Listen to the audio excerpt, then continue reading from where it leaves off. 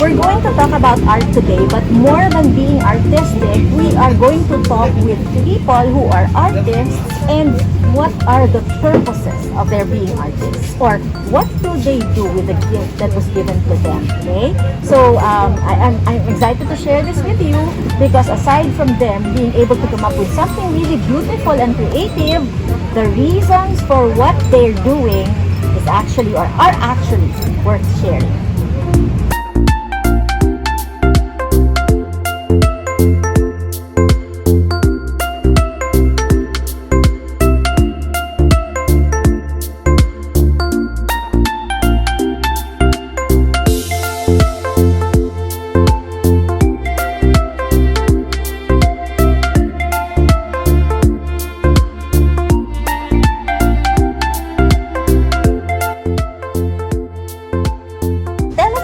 Your style, diba? Kada artist may signature. Yeah. Ikaw, anong style mo? Kasi ang pinaka-famous, diba? Painting. Yeah. Pero I've seen na kayo niksang imo yung mga creations. Ako din, because even before in high school and all, though ako doon, sige mateatro na lang ko. Pero I've been doodling and all mga notebooks. So, ganun, may mga drawing ginatanan.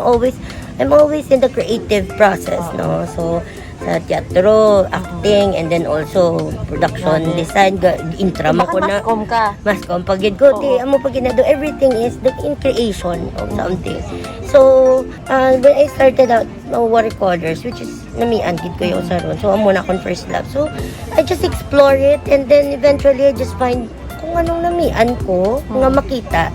That's what I do. So, I usually do monochromes. So, in watercolor, you can use one color of paint and you can make a painting. So, like this is a painting out of just one color. Iniyagin in yellow, gin-sticks ko lang po. Basically, this is sepia. So, in watercolor, you don't have to have many colors. You can use just one to make your watercolor. And then, what I do, blue man siya. So, may harap mo sa different shades. So, in watercolor, you just add water or take out the water to make it dark. Kung gusto mo mag-light, you just add a little water. So, amo lang nang iya nga kwentong watercolor. And then I later on got into mosaics, which I really love doing. So, I also do mosaics. But sa creation man sa mosaics, the different na processes, no, very uti man na process. But I also start out with drawing and planning out what I want to do.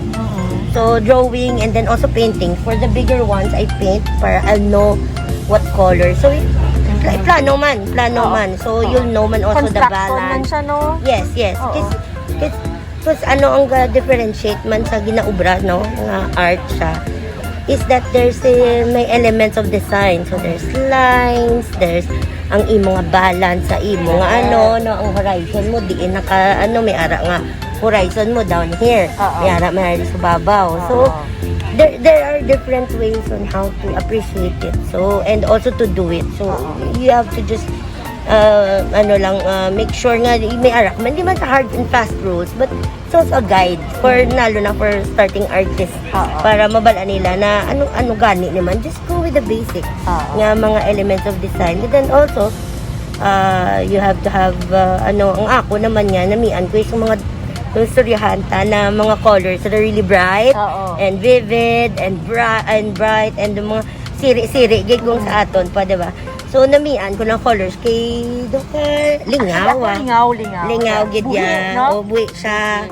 And then also that I can put it in different like pouches and bags and mugs. I can do it because the colors are very easy in the eyes. Do ka mo na, do lingaw. And then the galaxies naman gid go kasi in watercolor you can mix but lain ang iya igo. Then the acrylic ang watercolor is namin siya mag-mix with other paints. Pag may drama, no? Ang watercolor. Lain ng iya igo as compared to other materials. And it's nice na nakita ko. You have mugs, you have pouches. Pouches, may bags ko. Dayon, mayara kami. Like this one, this is also the stilts na painting. So this one is already sold. So So, for me man also to keep it na miskan na mas baligya ko na siya, may araman gyapon. Oo. And then, why I made this gali means the small paintings is that I want to encourage people to start their own collection. Even with just a 500, you already have your own original painting. Right. So, I don't do it ng parang mass-produce. Oo. It's really like one of a kind. Isa-isa, For example, oo. yeah. If you buy this, you are the only person that owns this. Yeah, oo. It's not a print. This is a watercolor. Nice. So I make small ones. Oo. If I wanted, because I want it to be accessible to everyone. Oo. If, for example, if you want to start your own collection, kaya na may young family dire na they have a baby. So, ang iyag ng brand, hindi gusto ko gamay para we can Correct. interchange it in the house. So, sige. And then if they bought the parang a series. So, you just, actually, you can reframe this to bigger frames. Na para mag-uniform sila. Actually, yung tao may impression na mahal ang art. Yes. Hindi kami, mahal na. Yes, exactly. That's what I want to also. Actually, I have 250 paintings. 200 pesos. 250 pesos na isa ka the wrap magnet. But naubos na. But this one, and also you can give it to people na you think, ano yatag ko man? Budlay-blay gift niya mga tao. I think an artwork is really a good also option for gift. It's nice, no? Nami ang kosang imo nga concept na gimbutang sa bag, sa pouch. It Yes. immortalizes Yes. your, Like- what you do. Yes, exactly. For example, this one, for only 90 pesos, you have an artwork and you can use it. So, functional siya. An idea sin is that, kung hindi mo kaya 500, here is another option. Correct.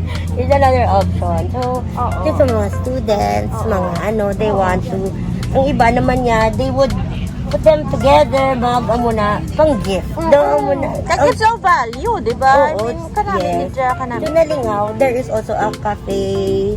Daw cafe siya and restaurant. Daw nagbakal siya mga amuna, ginaw sell for their so it's something that singing the proud to know because it's the watercolors are the artworks are from Negrense daw amuna bala. So nanamian sa sang amuna na idea. Nga, ako ni bala. So hand cut materials.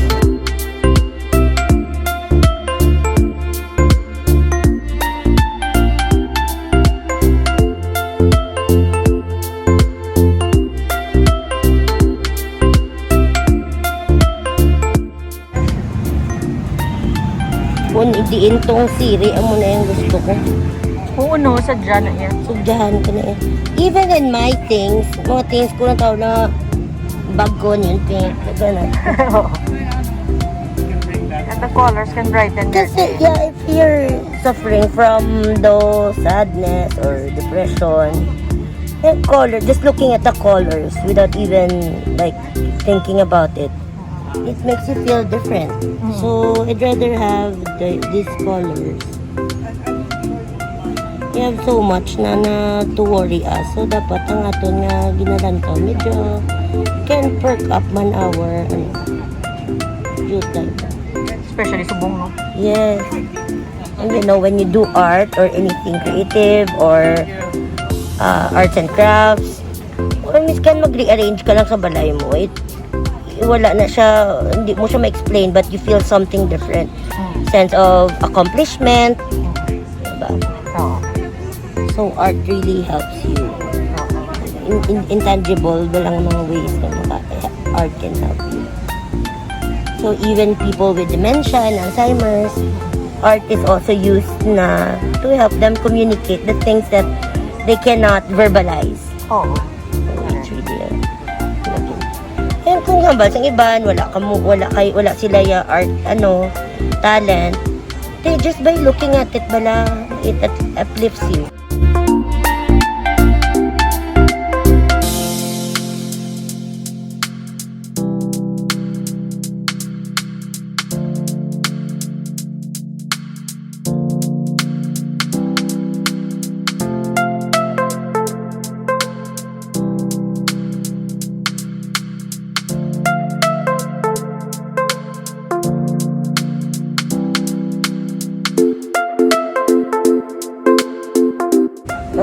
Ang iba niya don't have art talent. Hindi every one of us may ara. For example, choose the clothes that you wear. Kinanan kung sa dalawang print, sa baba plain, and then the colors, may ara kayo monochromatic, may ara man yung monochromatic meaning one color for different shades, diba na kung gusto mo yung daw lain-lain na kung gusto mo yung Christmassy, red and green, daw mo na. So it's actually art. So fashion is art. So everywhere makita ta sa aton balay ang aton mga home decor, ang aton nga mga homeware naton, di ba? Mga pinggan ta, namian ta sa may mga prints. So, it's art also, but we don't consider it everyday nakita ta. But actually, you can be creative in like your food, di ba? Mga fruit carving, the way you prepare it. So, mo gina art man na sa Japon. Perta, subong, di ba? Yeah. Pandemic, children are inside their houses. Kalain yun subong sang gawi sang tanan. So, how do you help them also cope? Kay tikon sa balay ka, online, social media lang sila, online classes sila, buryong, di ba? Oo. Umula na tanan. So how does art help them also cope? Well, for the kids, especially the young kids, even an hour off the iPad or the computer, kadako gid na nga difference sila. So when you start giving them, just give them materials. You don't even have to sign up for a class. Ako, I teach online classes for different ages.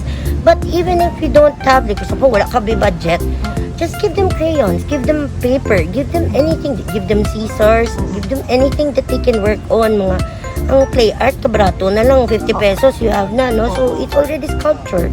So, download something na para techniques nga, mga basic techniques in sculpture, and then, ida silang bata, they have like their own world.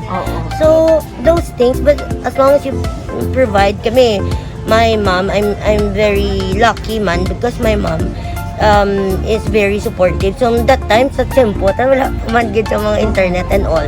But also the support of the parents and the accessibility of this material. So, miss ka saka artist, pero you didn't give them the venue, the time, ng support na to let them do their stuff.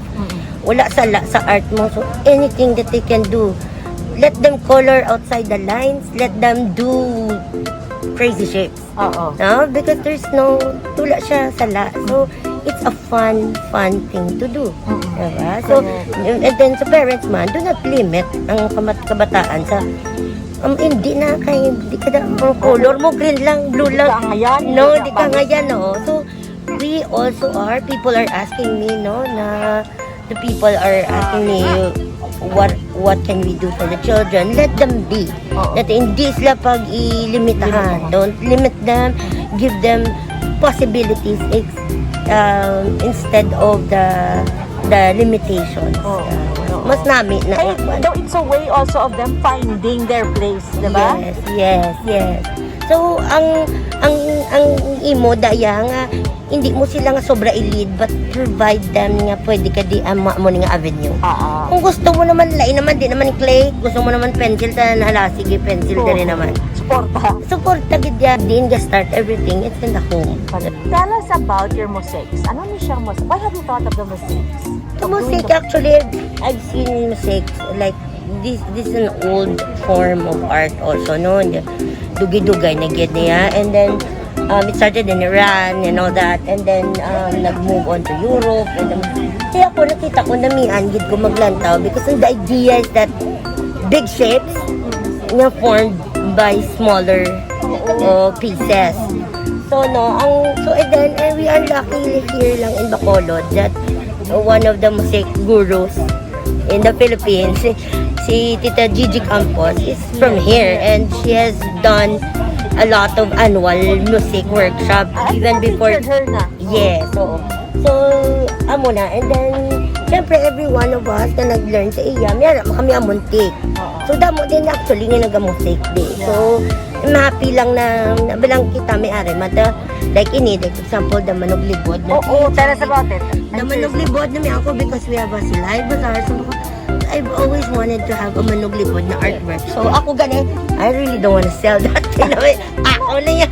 Hindi sa galing kay kung may friend ko nga gusto mo baka sige na lang, okay na lang. Pero I really want it na, and I've always wanted to do manuglibod na artwork. Makalate ka? Kaya parang ka bakal. Wala kaon, wala. So need something na alin kang gamay, tado ka constant. Correct. Diba? Na daw, ano, and then makakita, tado ka happy ka kay, uy, manuglibod, oo, kaon, dulo mo, dayon ang, do ka happy sa pagkakita mo sa manuglibod, diba? Sila na sa manugtaho. Dawa mo na, diba? Manog ice scramble. Scramble. All those, ano, it reminds us of childhood happiness. Hindi lang childhood memories. Nami kaya sa subong ang silay ginasigi pa nila ang mga manuglibod. Kasi dati wala, the pandemic has made everybody, almost everybody manuglibod. Yes, me, you. We're all manuglibod of our own yung mga wares and our food. So yeah, tiyan mo na, sa fat girls, manuglibod man kami. Yeah. Manuglibod is a symbol of kabakas, di ba? Yes, yes. A person's, a hardworking person. Yeah. A patient person. Yes, patient. Persevering, di Doka ba? frontliner, siya yan na forever been there. No? Oo. Kahit walang tao mo siya, yan lain na, ini yung median mo na ba? This one is made of hand-cut ceramic tiles. Okay. So we cut the tiles into strips, and then we shape them with a tile nipper according to what you want. So what I do is usually just sketch it on the hardy flax. Kaya hardy flax yung ginagamit ko. Dayon ginasketch ko and then I shape the tiles the way I want it. Like for example, may bayo siya. So ginashape ko man ang tiles sa Grabe, no? nasunod man. Oo. So, kamot na. Yes. This one also, the petals, I want to, them na, daw ang wild sunflowers, bala. Oo. These are not the sunflowers that na Hybrid. susala, Oo. no? Ining sa kilid, di ba magkatok sa Dalan. patag? Correct. Magkatok sa disc. Medyo niwang. Niwang niyang iya, yung petals. Kaliwis. But, yes, Oo. but you cannot, ang wild sunflower, you cannot grow it in your garden. Right. Because it's a wild sunflower. Ah. So, muna nga ako niya namian ko sa iya because hindi mo ni siya makita mo siya everywhere, but you cannot just force it to grow. Diba? Art is also a form of communication. Yeah. You're communicating, di ba? Yes. At the same time. Yes. And for example, the manuglibod, the sunflowers, so usually what I do is the things that I see around me because lain gidya ko ng experience mo is very near to you. Amo nang imo brown. The stilts, that's why I made this because the houses on stilts is one local denominator sa Asia. Because amo na, and then for me it's miska na nung pala matabo ang ato niya houses on stilts si ara na iya Japon sa mabaan tanan. Ara sa baybay, ara sa ara sa kundi. So you're communicating culture, Yes, culture. tradition, Ang sa di ba? stilts ni Miss, what's funny is that there are different stories sa mga stilts. Amo lang ni mapakita ko kay wala ko dala stilts na pwede. So hindi may mga layan. Ay nga mga kuan ang iyang boats. Diba? Sa Banago, di ba? Makita Yeah, nila. this actually Banago is my inspiration sa because one time I went to I wrote it gani for the Negrense culture. One time I went to Banago to bring my friend to Roro, wala? Pagbalik ko, ang sunset, super golden ang sky. Dayon ng mga houses on stilts. Hindi na siya nadotagpi-tagpi. Tuloy tigas, hindi na colorful. So dito pagpuli ko, ginpinta ko na yun. That's why I started with the stilts. So each house also speaks of the personality of the people living there. Niyara man niya nga, gabaligya oga. So my friend man niya, who is also a food, gabaligya man food. So, gabi sa uga and all, hindi baklon ko na kay ako na balay. So, which people can really relate to. There's also this house na naka-houses on stilts man, nga there's a mother and a child cooking. Doon ginatuluan niya, bata niya. Hambal sa isang friend, dahil adi, ako na ginatuluan ko ni mama ko sa magluto. Usually, what I do is, I just make my own experience and then people also can relate to it. That's why people like it. May affective na impact Yes, sa tao, oo. sa emotion, may ego. The same thing sa art siguro, di Yes, ba? yes. So Pareho kid. it has to be relatable man also. Pero why ko man siya as an artist, no? Kasi sa question man na sa mga art forum na kinahanglan ba lang imo art relatable? Oo, hindi naman, hindi man. So, para sa ako niya, gusto ko man yung people, bala, kaya ang art, diba, it's to evoke an emotion. Right. Para sa ako niya, kung nalipay da siya, kung makita nga, somebody smiled while looking at your artwork. Mas nami ako, though grabe na nakabayad. Ang bayad na monetary is secondary. Correct. To whatever na that, diyan, gid ko sa imo painting, mag-amo na siya. Okay, so at least I made you smile today. Maybe, I think ang imong background as a communicator, guro, nag-influence man sa imo. I mean, you want to have a purpose, bala? Yes. Hindi nga, okay, Just for the sake of... expression ko lang din niya, di ba? Nung gusto mo yan, may impact siya sa tao. May nahimo ka, di ba? Yes, nahimo ka, yeah. Oh, I think, being a communicator, sin gasulat ko nga daan, and all. So, siguro, ara na natatanan mo sa daw na, ara na sa imo personality, being a person man also of, na ano do, kadami man to, especially I've also worked in the museum before. So all the things about the culture, the traditions, the whatever that we have around us. So, gusto ko siya ma-perpetuate bala na people with, when somebody sees it, tabalaan so manuglibod. Hindi, wala. Hindi na may ganito.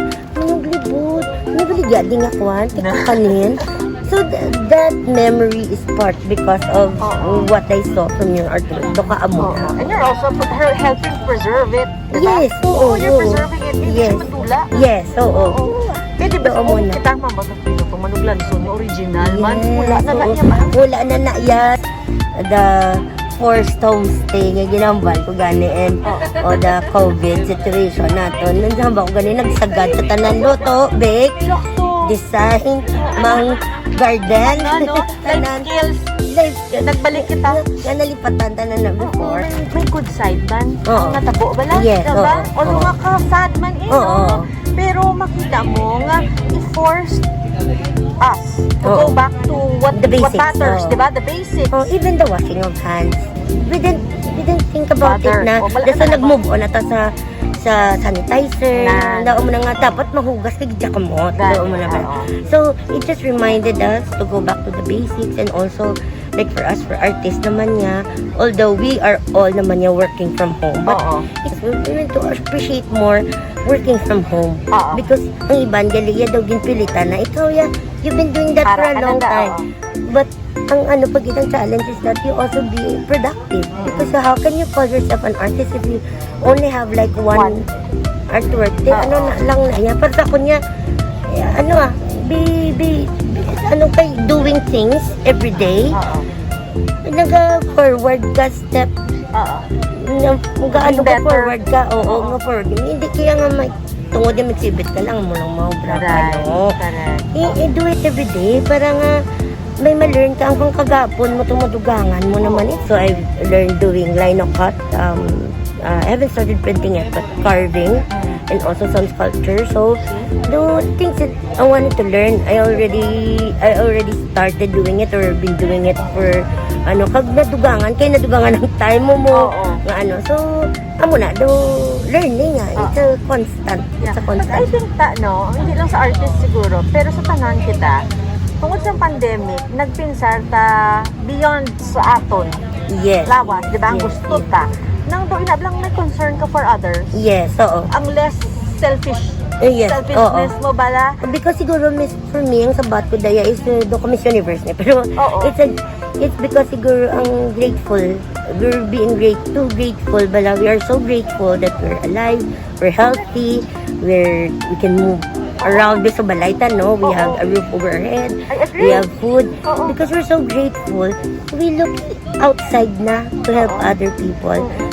Me, because I'm in the house, kasi bako duka, dasig sa akong nagpinta, so somebody, very good friend, gave me a stack of handmade paper, and then hambali dugay ko na nang ginatago, so I'll just give it to you. So they have this, they're helping PWDs from the mountains because apparently do wala gid na buligan ng aton mga PWDs dito sa Negros do nabudayan gid sila mga bulig. So this NGO is helping them, so I've already done mga 30 ka paintings on that handmade paper, and then I'm gonna give it to them like siguro next week for them to sell out. So I hope that people will also buy for helping these PWDs. Kaluoy gid kay because they don't have budget. Na bilang hindi man siling mahatag kagid. It's not about the amount, no, or the quantity. But ang imo nga tagipusoon bala how much you give na daw gusto mo gid magbulig amo na oo. And then of course because you're so grateful na you in a way content na sa imo, you share to other. Ako kung may sobra kaming sa food namon instead of going it na ma-stale siya kundi hatag ko sa friend ko na arakada padala ko na sa imo, di ba? May ari ko din miss extra gusto mo, di ba? Sadahan ko, kaya I do also the same. Oo, di ba? Tapos ablak kibot ka, may nagdulong si mo face shield. Before pa kami nag-close, padalas akong face shield. Uy, ako namin at least they appreciate what you do and they have concern. Hatag to kay Miss Yasser, hatag to kay Amon nang isang lasubla na dumduman niya gid ko nga may paaman pagbakal ko daw na so ako instead of giving nga maglain man lang why don't you share it to people who will really appreciate it also. God, real happiness comes from the simplest of things. Yes, oo. More sa gestures, sa thought, di ba? No? And then siguro Miss Tina bilang wala ka nang happy ka na. Ang muto kang bako yung content ka, happy ka na. So, gusto man iban, mangin happy. Kung iba dapat, we take care of each other, no? Yes.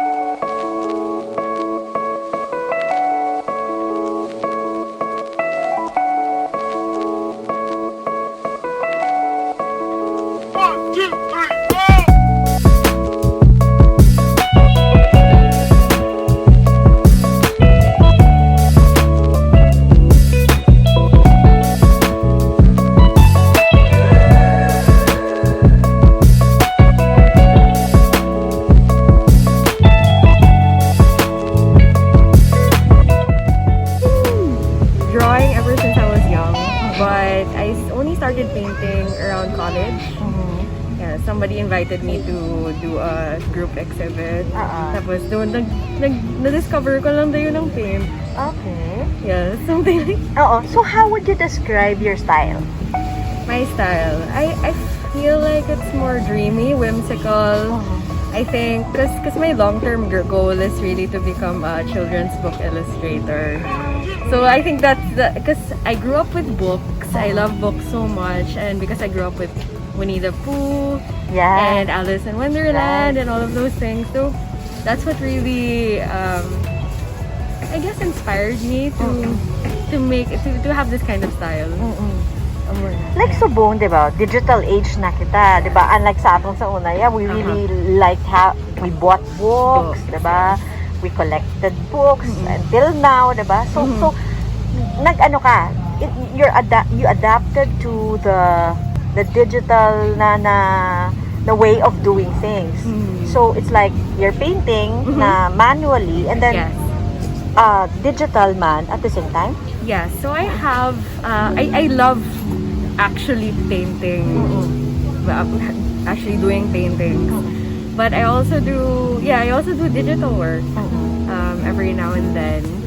I guess what's nice about digital work is you can click the undo button. Right. But then there's still nothing like actually painting, actually feeling the paint. Working with your hands, mixing the paint and coming up with the colors that you want and having happy accidents. That's what I like to call them. Happy accidents. Happy accidents. And then, so tell us about this stuff that you're displaying now.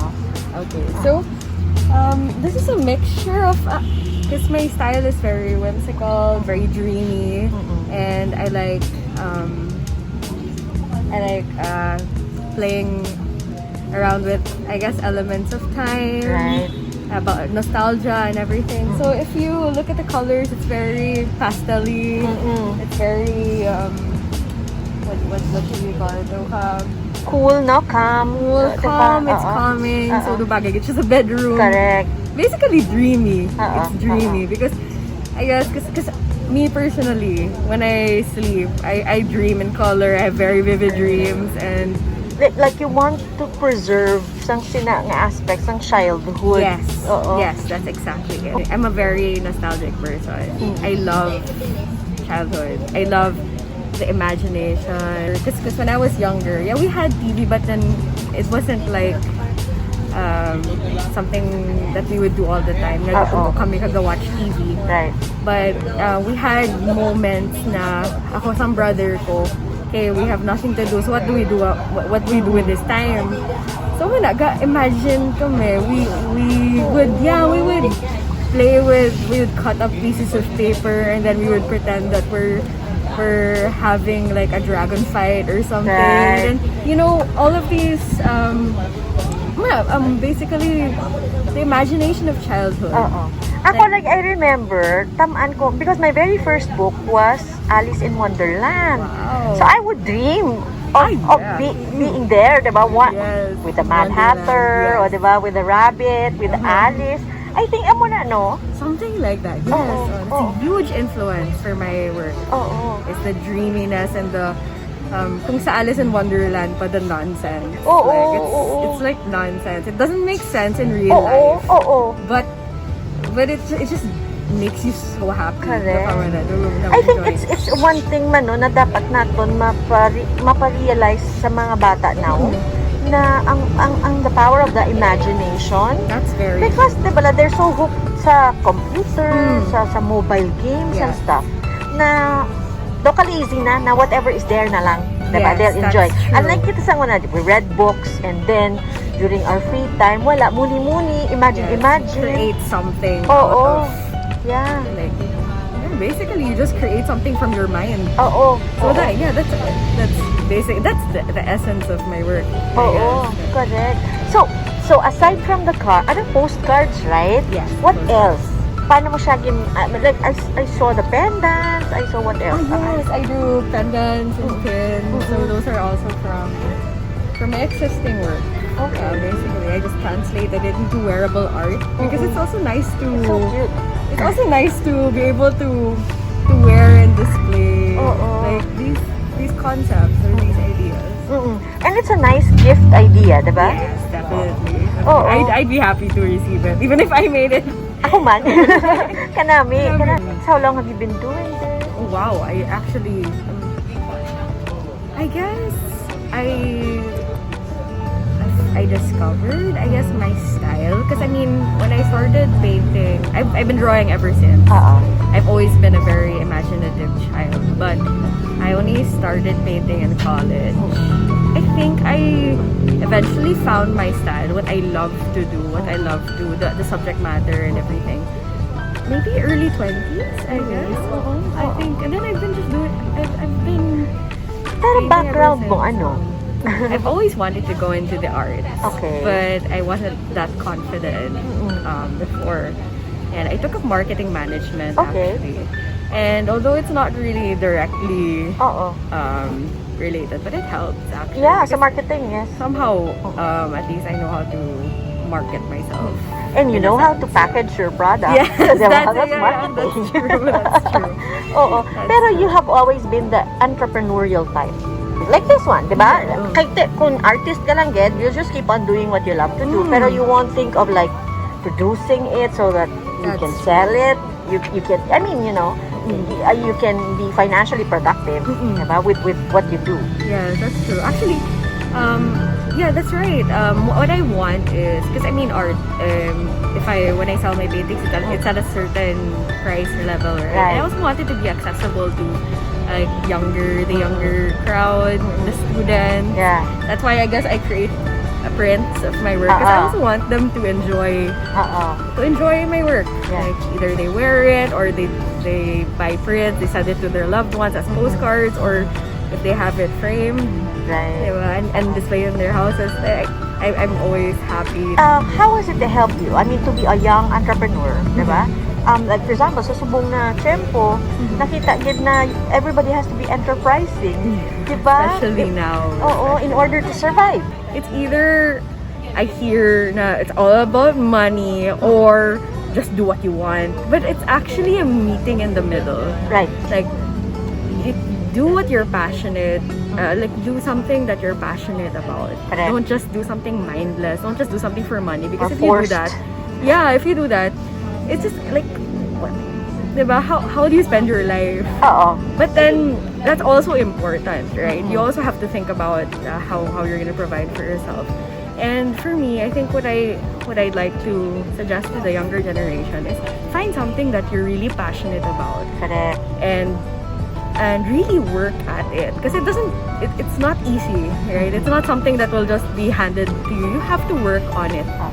And not only that, is don't only think of yourself, also think of how you would like to share your story, Right. how you would like to reach out to other people, how to bring joy, how to bring hope, diba?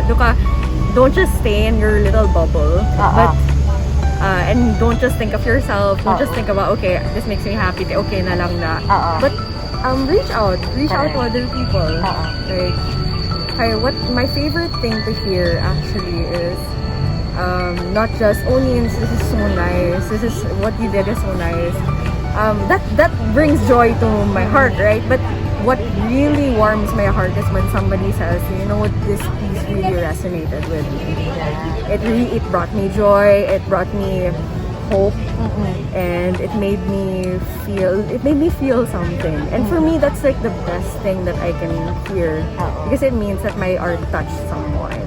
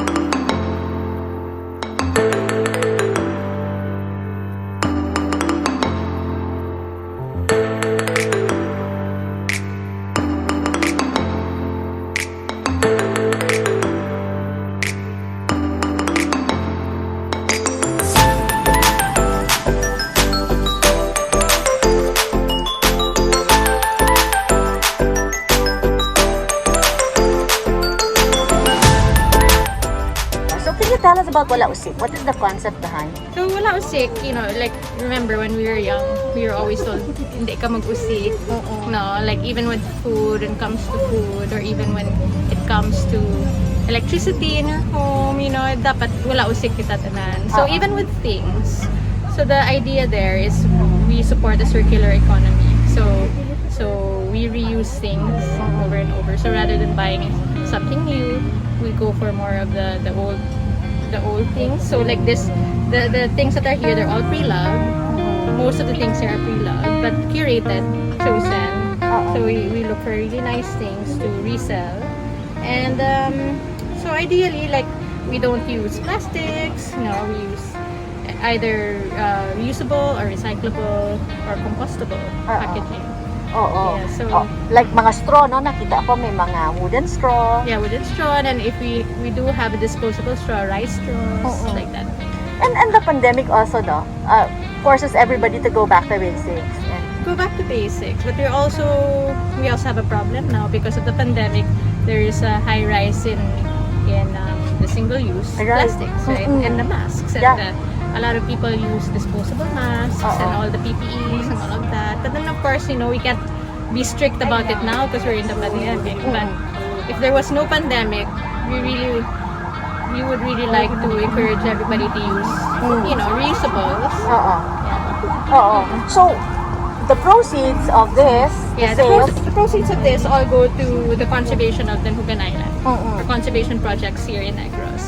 So, Denhugan Island, if you're familiar, it's a marine reserve and sanctuary down south. It's a wildlife sanctuary, and we rely a lot on ecotourism for sustainability. But because of the pandemic, syempre, everything's closed. There's no tourism, everything. So, we had to work really hard to be able to sustain the staff, sustain the operations, to continue to protect the island.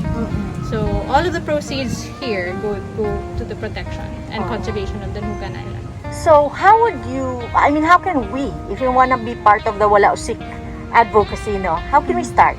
You can start easy by bringing your own reusables. I mean, you can start naman small. I mean, it's not really na we condemn everybody who uses plastic, you know, because sometimes if I have no choice and there's the plastics there, then I use it, man. You know, but I really try my best to bring my own reusables, and then with my own self naman like even using with our own period, for example, as women, there's actually reusables also, rather than using disposable sanitary pads. There's actually the reusable cup, there's reusable pads. So there's so many ways you can minimize your impact to plastic pollution.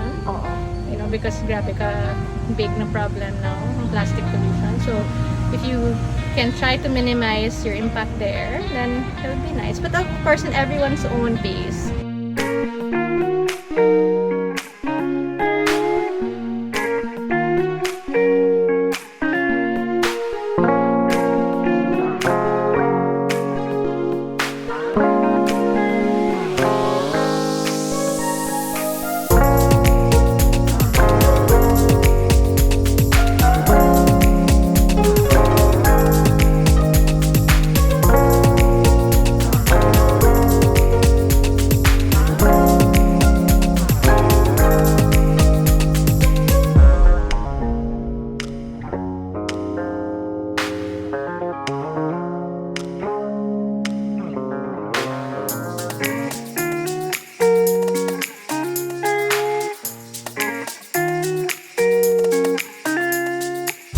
It's nice to have people who use their gifts to be able to help other people.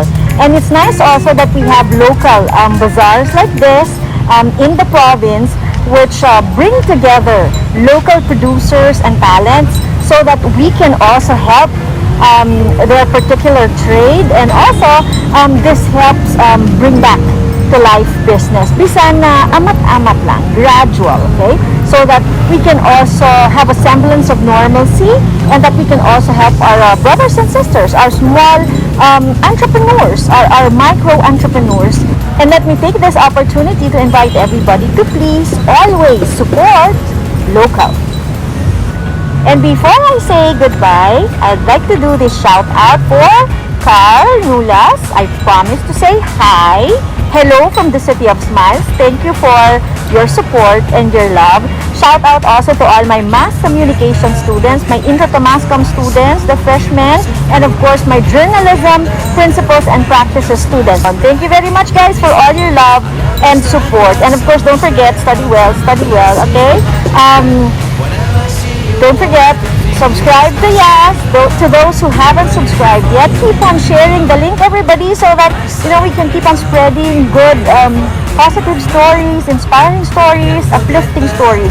Let's spread goodness, generosity, and love in our own small way, diba? In our own little way. Subscribe to us, ha? Okay? Stay safe, everybody, and always say yes to life. Bye-bye!